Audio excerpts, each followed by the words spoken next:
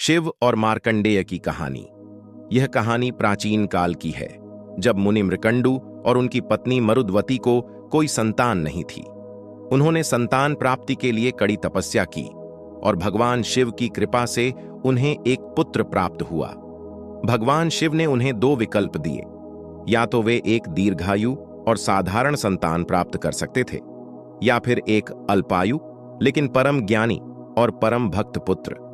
मुनि मृकंडु और उनकी पत्नी ने दूसरा विकल्प चुना और इस प्रकार उनके घर में बालक मार्कंडेय का जन्म हुआ।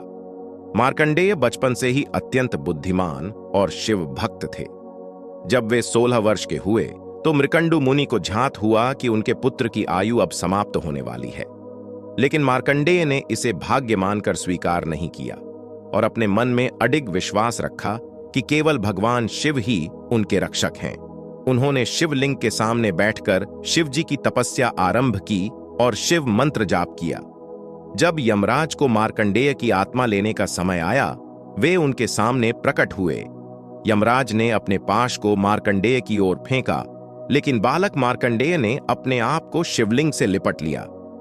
यमराज का पाश शिवलिंग के चारों ओर लिपट गया। तभी शिवजी ने प्रकट होकर अपने त्रिशूल से यमराज को रोक दिया और उन्हें चेताया कि उनका भक्त अजर और अमर रहेगा। शिवजी की इस कृपा से यमराज भी द्रवित हो गए और मार्कंडेय को जीवन दान दिया।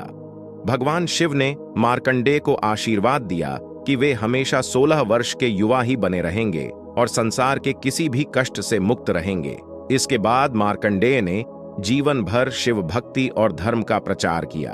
उन्होंने तपस्या और योग के माध्यम से आत्मज्ञान प्राप्त किया और एक महान आश्य बने।